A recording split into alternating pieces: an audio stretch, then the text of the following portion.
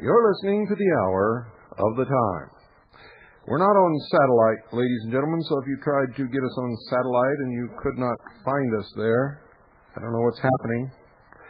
But we were unable to get up on satellite, so we're going through the phone lines to WWCR, and we'll hash that out with the satellite people later, whatever the problem is. Tomorrow night on the Tom Valentine Show, Aaron Russo will be the guest. Don't miss it. Maybe he can straighten some of those people out. I was listening a little bit tonight, and I'm telling you right now, if all this Jewish stuff and Christian stuff and black stuff and Aryan stuff and atheist stuff and homosexual stuff doesn't stop, and if we don't all learn to become Americans, I can tell you right now, this country is history. You'll never put it back together. You'll never make it work. Man will never be free on the face of this earth again, not in any of our foreseeable future. I can tell you that for sure. It's got to stop right now. We're either Americans or we're not. And if we're not, let's quit playing this silly, stupid game and let the New World Order have it. Because if it doesn't stop, that's exactly what's going to happen anyway. It doesn't matter how hard you fight, or how long you call yourself a patriot, or what the Constitution says.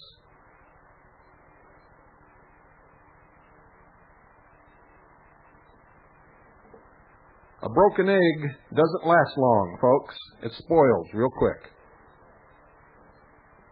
Turns into a putrid pile of stinking, messy, rotten crap.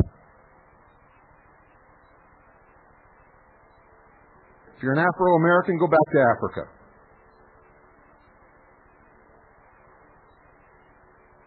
If you're a Jew instead of an American, get your butt over to Israel.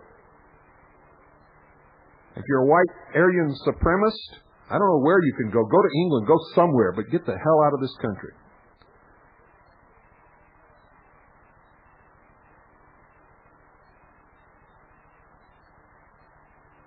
We better, real quick, become Americans. Because if we don't, the only nation in the history of the world that has ever set man free is going to be history. If Humpty Dumpty's fallen off the wall, if he's broken into a million pieces and all the king's horses and all the king's men can't put him back together again, then let's quit pretending. Let's stop all this crap. Let's tear all this patriot stuff up and throw it in the trash can with the Constitution and let the New World Order have its day in court.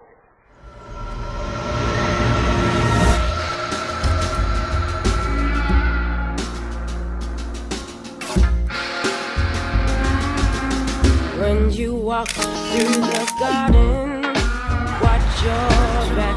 Well, I beg your pardon. Walk the straight and narrow track. If you walk with Jesus, save your soul. Gotta keep the devil down in the hole. He's got fire and the fury at his command. You don't got to worry. Hold on to Jesus and we'll be safe from Satan. When the thunder rolls, gotta keep the devil down in the hole. Keep him down the gutter, right? So oh yeah.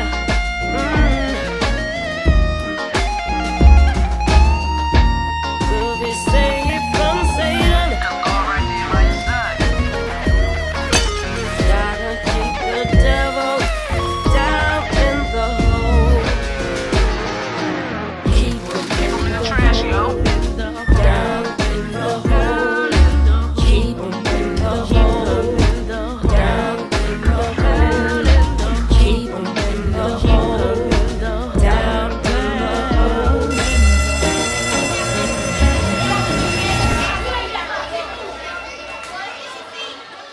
Does public and political outrage over Louis Jolyon West's proposed Violence Research Center peaked in 1974.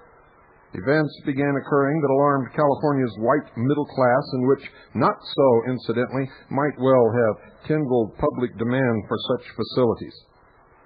Some of the most widely publicized of these events were crimes conducted by the Symbionese Liberation Army, known as the SLA, who rose to notoriety when they kidnapped Patricia Hearst, daughter of wealthy establishment media mogul Randolph Hearst of the Hearst newspaper chain.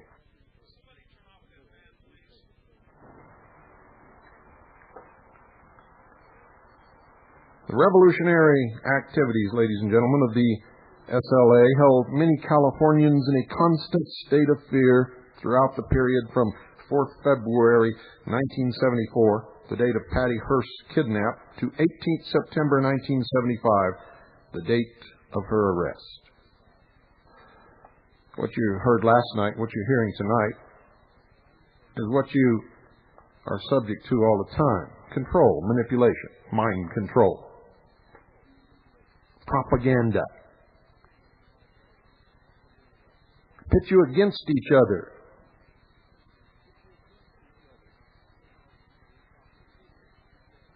So that you can't put Humpty Dumpty back together again. And if you can't, it's all over. So you better listen very closely. First, the SLA murdered a popular school headmaster in Oakland and warned of a coming racial war between blacks and whites. Then the previously respectable Patty Hearst became a participant in their urban guerrilla warfare, which included such acts as armed bank robbery. Remember Charles Manson? What was he preaching?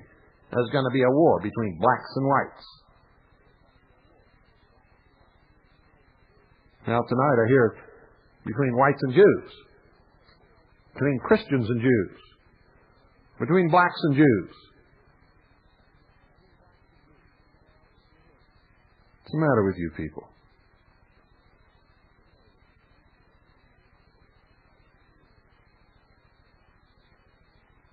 Meanwhile, the public were fed speculative articles by the media suggesting that the Marxist Symbionese Liberation Army must have been brainwashing Hearst into participating in such antisocial acts.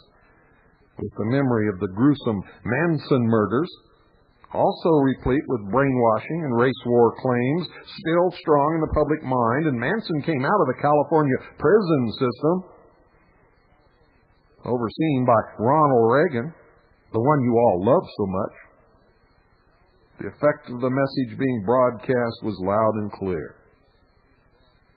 If you got mixed up with a cult who practiced brainwashing, it might be you who could be enticed into participating in antisocial acts.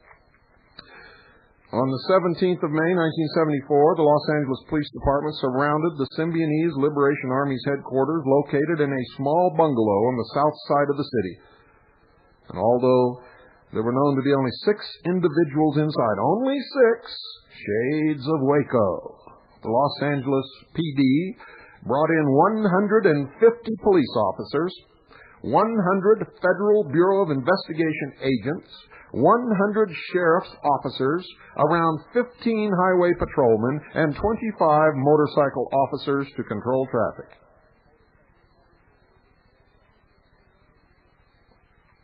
6 people in that bungalow. This must have been the biggest collection of pussies in the history of the world.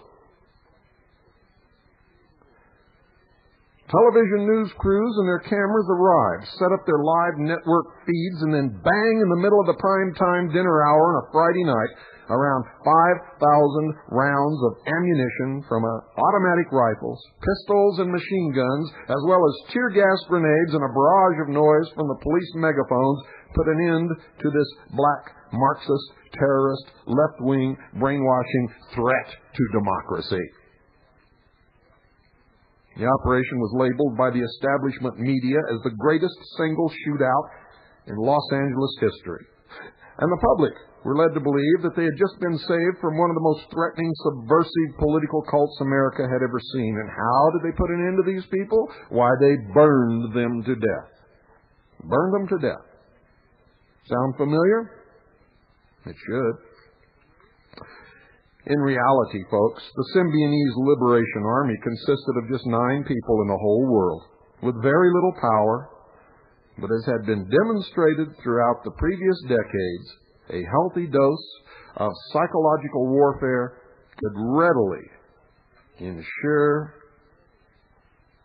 that ordinary people remained in a perpetual state of fear over the threat of lone gunmen, screaming to have the people disarmed and to give up their rights protected by the Constitution in order to be protected. That's right, folks, protected by the federal government.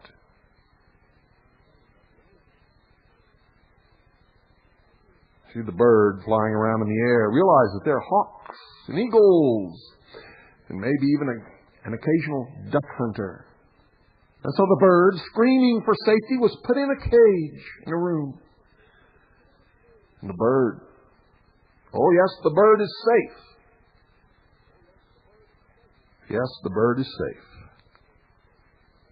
The hawks, the duck hunters, the eagles, the weather, nothing can hurt that bird now.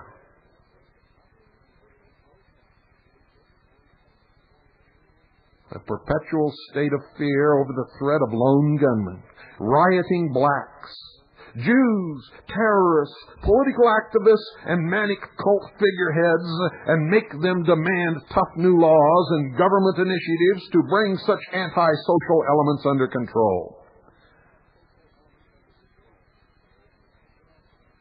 See, what do you think that ad in the New York Times was really all about, you sheeple? And it worked, didn't it? Because for the last 2 hours, that's all you've been hearing about. Oh, yes. You see, I sit here and I watch the world go around, and I listen to all this stuff, and I read all this stuff, and I look how people react, and I listen to them down at Katie's Country Kitchen as they talk about each other and everything else.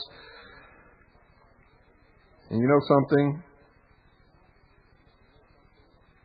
It makes me really not want to be a part of this world or even this country or any part of it. You know, you all really make me pretty sick most of the time. The stupidity is pathetic. It's beyond pity. It's incredible. The Jews are huddled in their homes because their leaders tell them that they're threatened by anti-Semite Gentiles who want to drag them out and put them through the ovens just like Hitler was supposed to have done.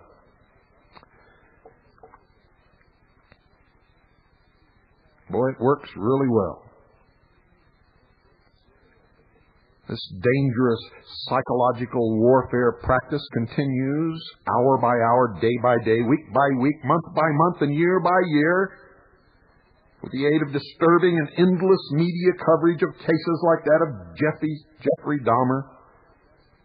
Oh, don't you know there's a serial killer waiting around the corner to get you? David Koresh. Oh, he was a religious fanatic. Don't let the religious fanatics get you. O.J. Simpson. Oh, he's a black, isn't he? Be careful, the blacks are going to kill you in your homes. Even if he appears to be well-educated and popular. Doesn't matter. And so on, and so on, and so on, and so on. Why is the trial of one man out of 260 million Americans on television day after day after day after day, monopolizing the news and the talk shows and everything else? It's to scare you, sheeple. Oh, watch out, the wolf is behind you. It's going to get you. At the media circus that was thinly disguised as the trial of Patty Hearst, it was none other than Dr. Louis Jolyon West, who was called to give expert testimony on whether or not she had been brainwashed by the SLA's leader, Donald DeFreeze. A man who had been a participant in one of Dr. Louis Jolyon West's prison mind control operations in the California State prison system. In her autobiography entitled Every Secret Thing, Hearst gave an interesting account of her examination sessions with West, and she wrote this, and I quote, "When the first of the psychiatrists came to see me on September 30th, just 11 days after my arrest, I simply crumbled under his scrutiny. I cried, murmuring and mumbling out replies that were not answers to his questions, and he thought I was refusing to cooperate with him."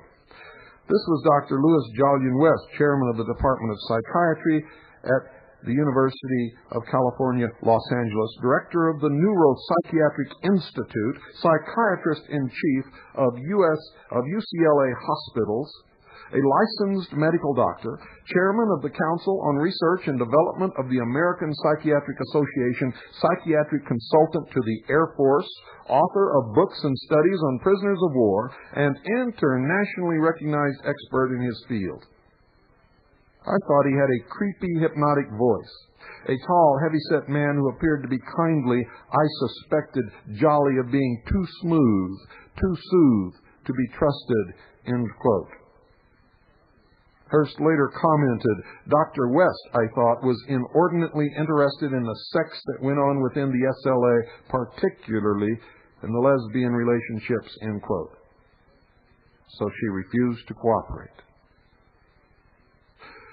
West also called in Dr. Martin Orney, who was introduced to Hearst simply as a psychiatrist, but whom we know today as having been the head of the Office of Naval Research's Committee on Hypnosis, and who helped develop the coercive use of hypnotic mind control.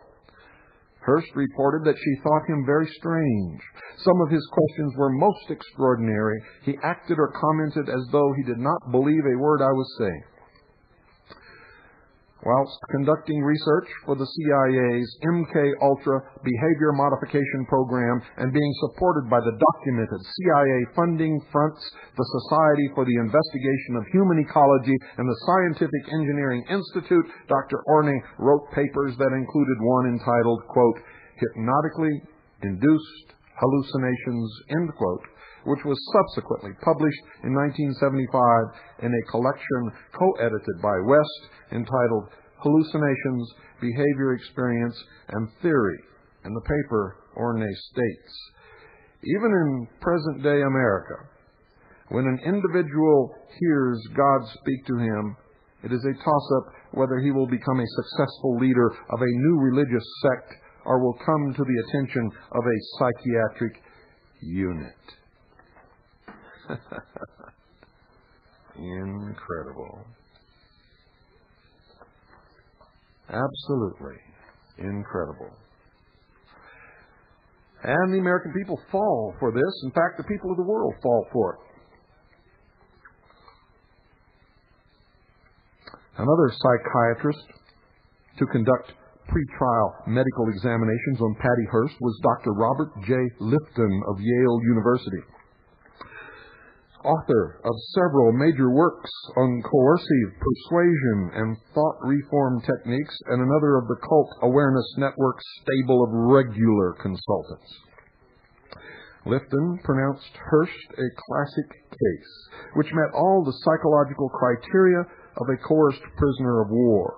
Margaret Sanger, who had previously worked with Lifton at the Walter Reed Army Hospital on a study of Chinese behavior modification techniques, was also called in by West to conduct a battery of tests on Hearst. She concluded that Hearst was sad, hopeless, withdrawn, emotionally distressed, and expressing a silent cry for help. In 1989, in the case United States versus Fishman, Margaret Sanger's testimony regarding the alleged brainwashing techniques employed by religious political groups against their members was dismissed by Judge D. Lowell Jensen, who stated, quote, although the record before the court is replete with declarations, affidavits, and letters from reputable psychologists and sociologists who concur with the thought reform theories propounded by Dr. Singer and Dr. Ofshe, the government has submitted an equal number of declarations, affidavits, and letters from reputable psychologists and sociologists who disagree with their theories. A more significant barometer of prevailing views within the scientific community is provided by professional organizations such as the American Psychological Association, APA, and the American Sociological Association, ASA. The evidence before the court, which is detailed below, shows that neither the APA nor the ASA has endorsed the views of Dr. Singer and Dr. Ofshe on thought reform. At best, the evidence establishes that psychiatrists, psychologists, and sociologists disagree as to whether or not there is agreement. They disagree whether or not there is agreement regarding the Singer-Ofshe thesis. The court, therefore, excludes defendants' preferred testimony. I told you a long time ago, folks, that psychology is a bogus science. It's not science at all. In fact, it's total bullshit. And most psychologists are sicker than those that they pretend to treat. At one time, I don't know if it's still true now, but at one time, psychologists as a profession had the highest suicide rate in the nation and probably the world. Now, this was not the first time Singer's theories had been rejected. In 1986, Singer had initiated and headed a task force on deceptive and indirect methods of persuasion and control for the American Psychological Association's Board of Social and Ethical Responsibility for Psychology. Have you ever seen anything in your life with such a long name? And what does it mean? Let me tell you that again so you'll know. Methods of persuasion and control for the American Psychological Association's Board of Social and Ethical Responsibility for Psychology. The task force produced a 69-page report which openly attempted to make the Cult Awareness Network's definitions of cults, brainwashing, etc., official APA usage. On the 11th of May, 1987, the APA officially rejected the report, stating, BSERP is unable to accept the report of the task force. In general, the report lacks the scientific rigor, this is a quote, folks, I forgot to say that, and even-handed critical approach necessary for APA imprimatur. The board cautions the task force members against using their past appointment to imply BSERP or APA support or approval of the positions advocated in the report. BSERP requests that task force members not distribute or publicize the report without indicating that the report was unacceptable to the board, end quote. Nearly 20 years after the Hearst trial, the theories espoused by Dr. Singer and her fellow Cult Awareness Network consultants have still not gained the support of the wider medical community, and yet they are regularly paraded before the public, the government, law enforcement agencies, and the courts as experts on the behavior of cults. Whose experts, I might ask? Why, their own, for they're not recognized as experts by anyone else in the medical profession, in the profession of psychology or psychiatry, whose professions are dubious anyway, or in the sociologist community, or anywhere else for that matter. They are touted as experts solely and only by themselves. Now, one could conclude, ladies and gentlemen, that there is nothing unusual about three national security establishment-linked behavior modification specialists, all who had been involved in a CIA mind control experiment called MKUltra, examining Patty Hearst, and later joining forces to fight for personal freedom as they have with the Cult Awareness Network. However, if you keep digging, you will quickly discover that in both the case of the Symbionese Liberation Army kidnapping of Patty Hearst and the Jonestown Massacre, the revolving door syndrome is clearly at work. In other words, the people offering to put out the blaze are sleeping with the people who lit the fire in the first place. You see, funding for West's Violence Research Center was raised by the Californian Health and Welfare Agency's HEW Secretary, Dr. Earl Bryan. He garnered considerable support from the United States Law Enforcement Assistance Administration, or LEAA, and if you've read my book, you know who they are, an organization that, as has been revealed during congressional civil rights investigations, had funded 537 research projects dealing with medical procedures such as psychosurgery, non-surgical behavior modification techniques, and drugs for the control of delinquency. HEW also funded a large number of further behavior modification programs, both directly and through its sub-agency, the National Institutes of Mental Health. It has also been revealed in classified documents that the LEAA acted as a front for the Central Intelligence Agency behavior modification experiments conducted during the MKUltra program. What took these people so long to find this out? I wrote about it in my book years ago. During MKUltra, tests were conducted on unwitting and poorly informed citizens, prison inmates, as I have revealed many times, and servicemen. Many of them veterans in veterans' hospitals used for experimentation without their knowledge or their consent. Using psychoactive drugs, hypnosis, sensory deprivation, electroconvulsive therapy, electroshock treatment, psychosurgery, including frontal lobotomy, deep sleep therapy, biological agents, chemical weapons, harassment substances, brain concussion, stress, electronic brain stimulation, electronic brain implants, electromagnetic radio frequency energy, and many other techniques. They were applied to subjects in any combination that showed promise for influencing or controlling human behavior.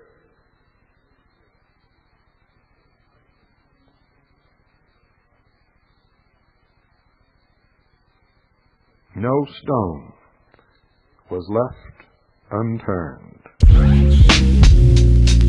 Yeah, motherfucking Mad Lib, PA medallions, Peace space on the boards.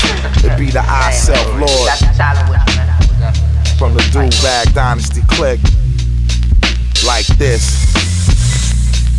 Poisonous dose, fire most rely on my toast. Acquire the coast, leave you on the side of your ghost with no high hopes. Southpaw slide on the ropes, it's in the footwork, and you gon' need a good nurse first. Composition is worse, quench thirst, venomous verse. Militant church, wrote the most wittiest, feel me? What the dilly ho, really though, spark up the blitty, let's get busy. Little 2-minute and 60-second video raps needed.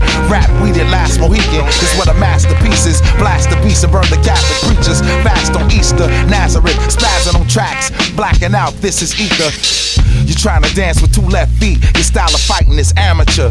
When this shit is UFC, with the connect like USB. The new Wesley, snipe you out your bootleg tee. Heal the mind, rhyme, father divine. Knowledge denied, design, Einstein, kind, sign of the times. Shift retro, uplift with the gift. Burn it like a menthol. Get mines on every instrumental, I'm the motherfucking truth. No doubt about it, for those who don't get it, must be clouded. A regular thug shit, smooth criminal with a scroll that unfolds the propaganda of the scandalous foes. Behold the greatness, serving cats, Boilermakers.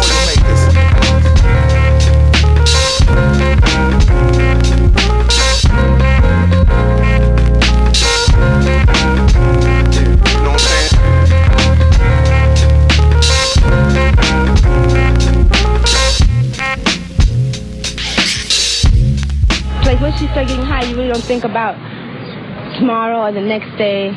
The next day you just think about, how to get another hit. Oh, yes, a lot of you people need the wizard.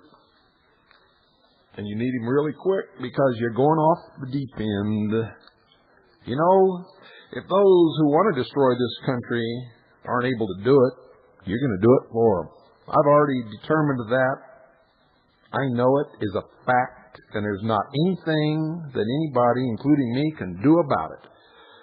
unless you all put your head back on your shoulders, take a little trip to Oz and get yourself a brain.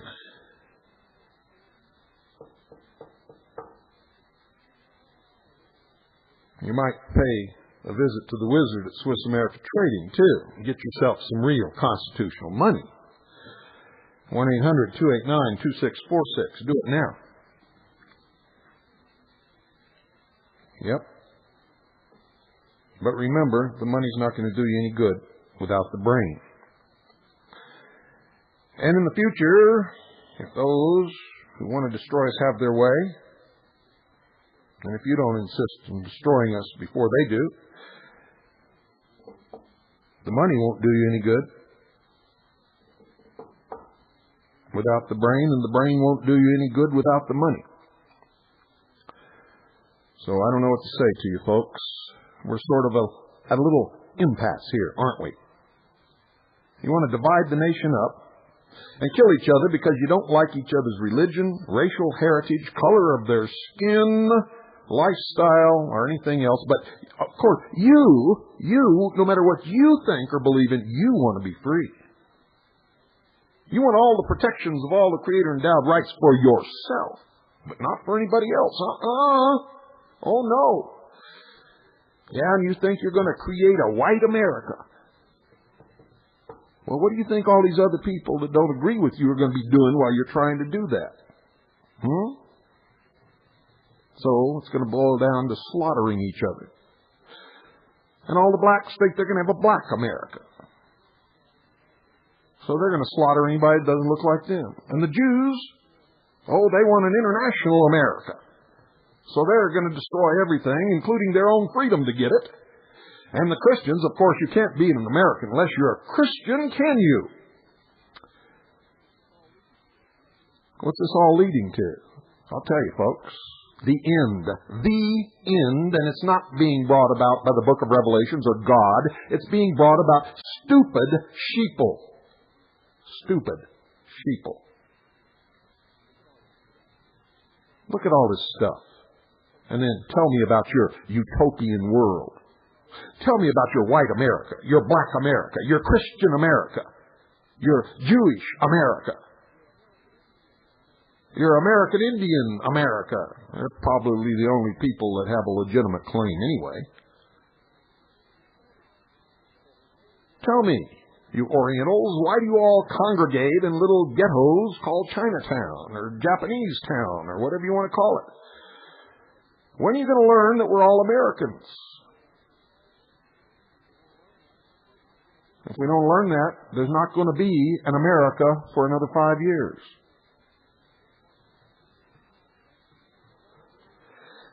And there's not going to be many people in whatever's left anyway, because you're all going to kill each other.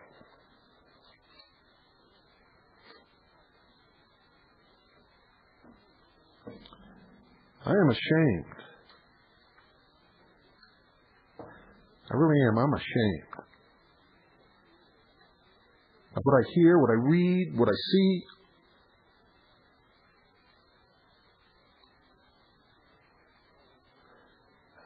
You all want to give it up for such stupidity. Such illogical, insane bullshit. Not coincidentally, folks, it was during the period of Reagan's tenure as governor of California. You know, Ronald Reagan, the one you all love so much, Red Ronnie, the one who spent more money during his 8 years as president than all of the previous administrations combined in the history of this country.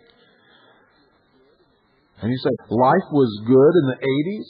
Yeah, it was. Boy, life would be good in my family, too, if I hocked my grandchildren, my great-grandchildren, and their grandchildren, and their great-grandchildren, so that my family today, to live really good, yeah, I'd borrow a couple of $100 billion every month. And boy, everybody would remember me as being great, too, because I'd throw one hell of a party, boy. I tell you, I'd hire everybody. We'd just live high on the hog. Let somebody else pay for it.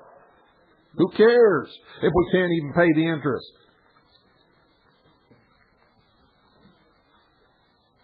You really make me sick sometimes, talking about how the years under Reagan were so good for America. Yeah, here old Rush now, sitting on half his brain, telling the world how it was so good under Ronald Reagan.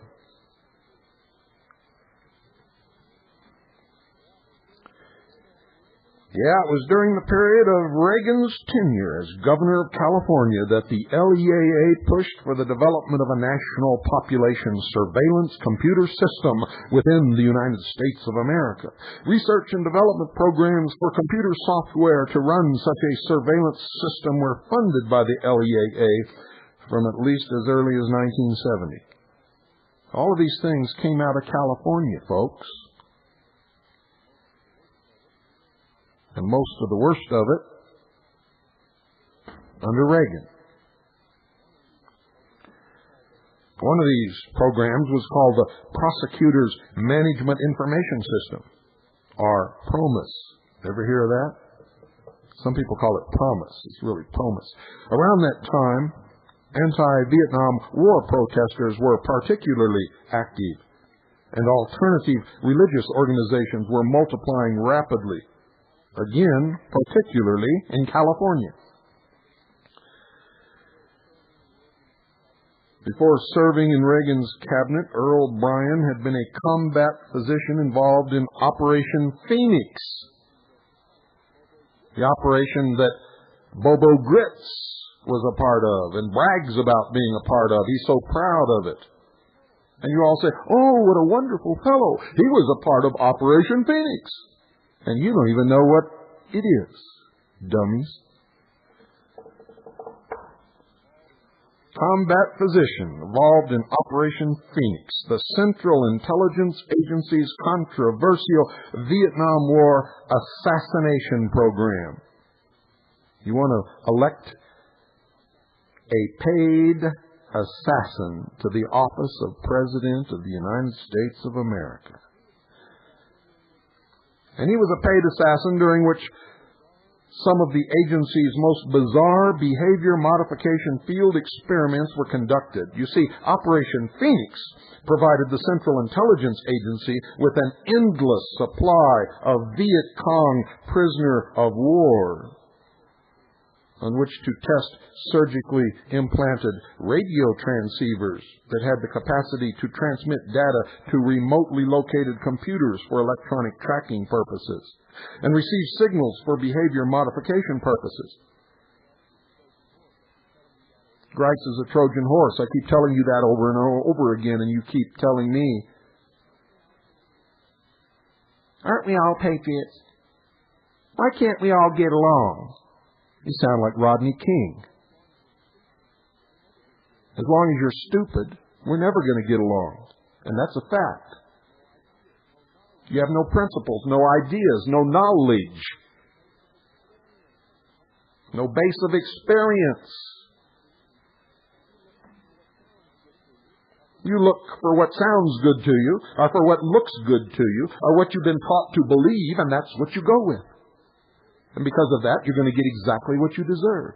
Every time, all the time, every time the merry-go goes around, you're going to reach out to grab the brass ring, and you're going to get a cow pie instead.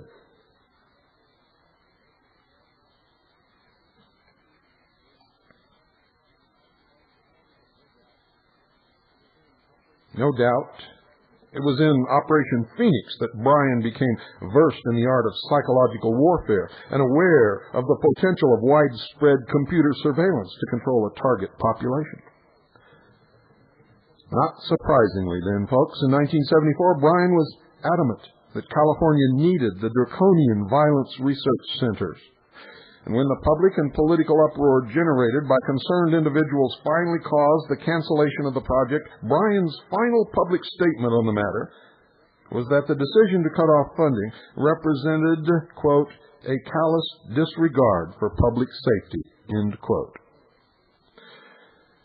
It's interesting to note that the First People's Temple party left California for the Jonestown camp in Guyana in early 1974, the very same year. The lease on the Jonestown site ran for 5 years, running out just 1 month after the massacre. Good timing, you say? Well, you betcha. The original concept for violence research centers was the brainchild of William Herman, a counterinsurgency expert for Systems Development Corporation. And he also was an advisor to Governor Reagan, who was working out a pacification plan for California. Herman told the Los Angeles Times that a good computer intelligence system would separate out the activists bent on destroying the system, and then develop a master plan to win the hearts and minds of the people. I heard that crap in Vietnam. That's psychological warfare. Herman had also worked with the RAND Corporation, the Stand Research Institute, and the Hoover Center on Violence. He's been named as a CIA agent, is currently serving an 8-year sentence in an English prison for his role in a Central Intelligence Agency counterfeiting operation, and is directly linked to the Iran-Contra affair according to government records and his own testimony. When Reagan was asked about it, he conveniently could not remember.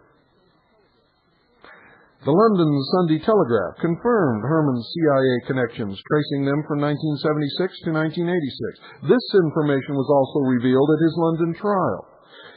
The San Francisco Bay Guardian has identified him as an arms dealer working in Iran during the 1980s and has also linked him to the October Surprise.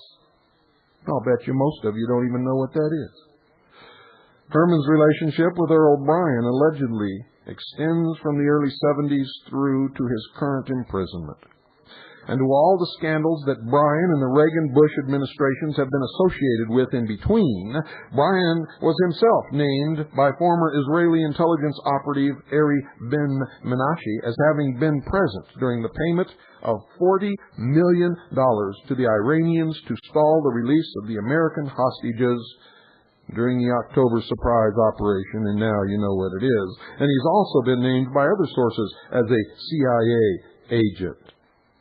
And you're just so happy that you put Republicans back in. You don't understand, folks. You need somebody else. Because it don't matter whether it's Republican or Democrat. The end is going to be the same. And if you don't believe that, sit back and watch for a while. In 1970, Herman worked as CIA control officer to Colston Westbrook, a former CIA psychological warfare expert who had served in Vietnam and also advised the Korean Central Intelligence Agency and the Lon Nol regime in Cambodia. Between 1966 and 1969, he was an advisor to the Vietnamese Police Special Branch under the cover of working as an employee of Pacific Architects and Engineers.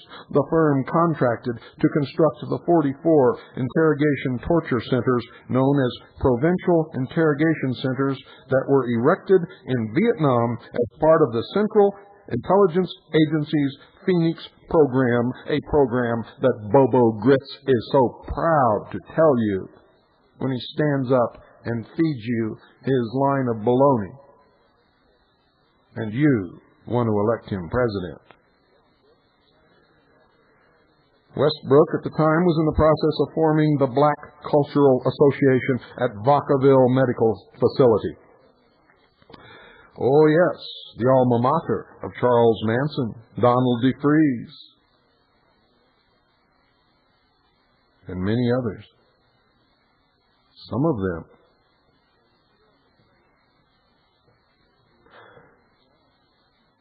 have created a hue and cry to take the guns away from the American people. But you don't know any of this because you never ask any questions, you never read anything, you really don't care. Isn't that the truth? You'd really rather not know, wouldn't you? Until they come for you, or until they kill you, or kill your children, or put you in prison, or make you a slave. Or take one of the 2 cars out of your garage and a couple of TV sets out of a couple of the rooms in your homes. Or take half the chicken out of your pot. You don't care, do you?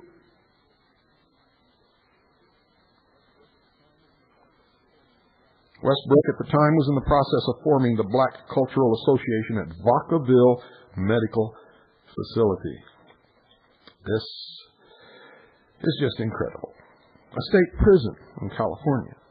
The Vacaville State Medical Facility is also notorious for its long history of behavior control experimentation.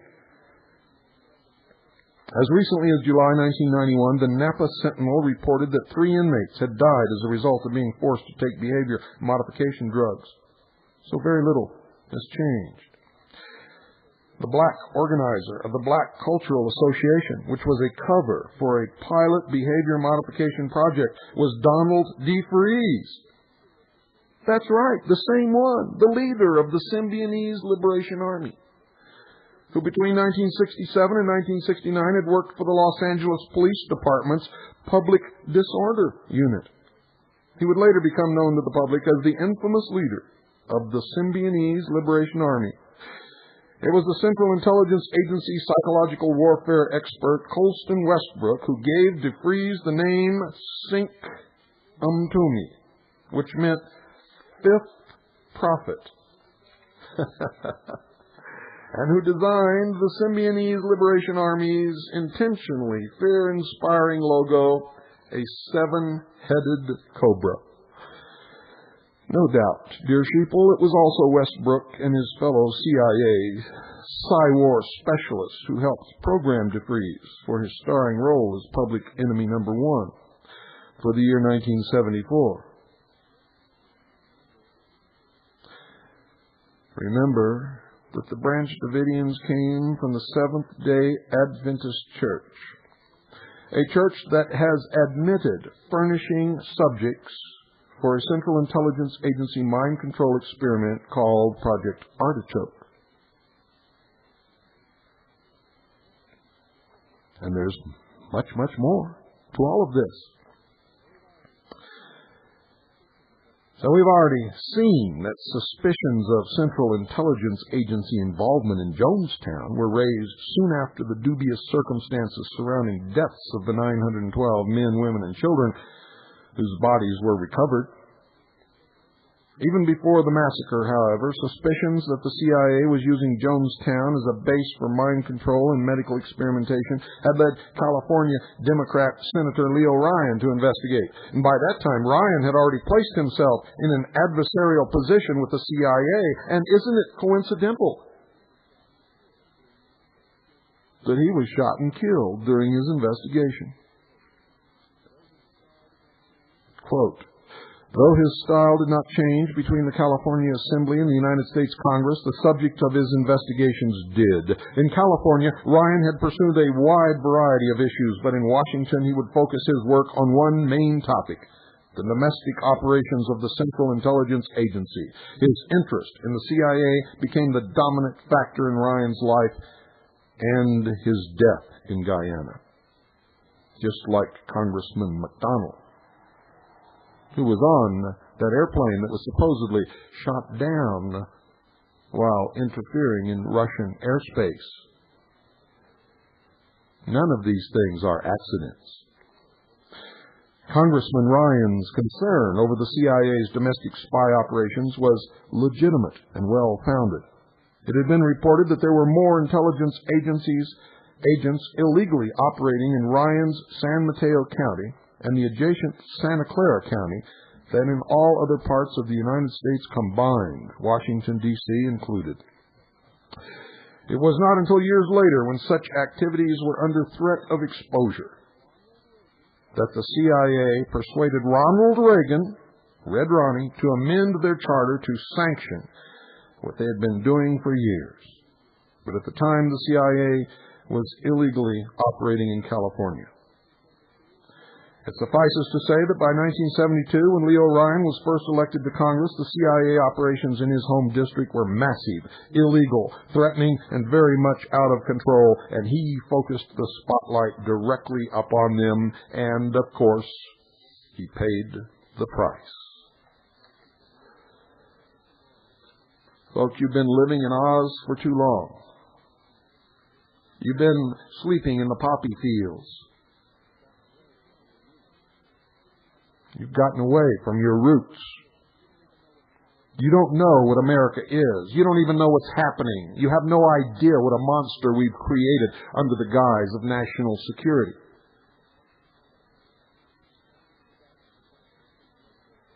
It's time to go back to the Constitution and the Bill of Rights. It's time to go home. It's time to go to our roots. It's time to understand who we are. It's time to be Americans. If you think there's a better place in this world, go there. If you honestly believe by destroying the only true free country that's ever existed on the face of this earth for some promised, unseen, utopian world government, then you belong in Oz, and you need to stay there.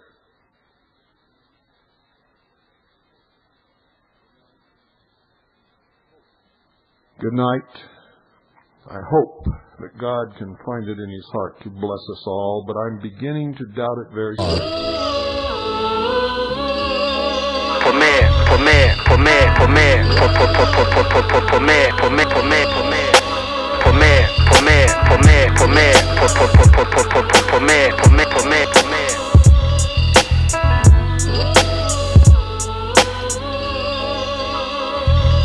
You say Miss Master, USA, you say Kawasaki Jack, yo, I got to get paid.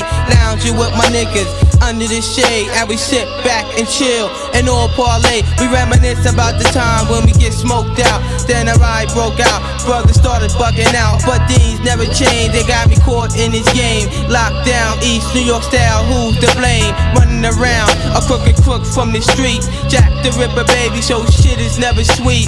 Don't sleep. We caught my crew roll deep. If you step to my man Black, you got beef. Watch me drop the bomb shit. All up in your face, it's Black the Star, Jack the Ripper.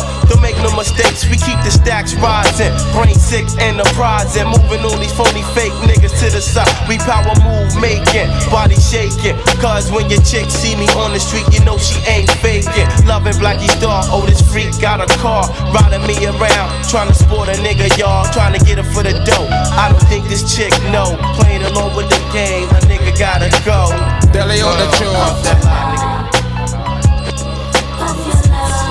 As a human in the ghetto, which part and I live a man. Only myself in the eyes of God and live like a kid in the eyes of the Father. And someone living off a murder poor people. I live like fugitive, that's why me keep for the life below. Life for me living, I hear me. Think positive, me not fit think negative. And anything I do in this life, me be constructive, I hear me. Money for make my tell no. Money for spending, I hear me. Money for spend my tell no. Money for make we have a X amount of dollar and change for leap a check. And everybody want know who and we are stem. So me talk for your moment and tell them J-Flex. Premier DJ, Premier DJ,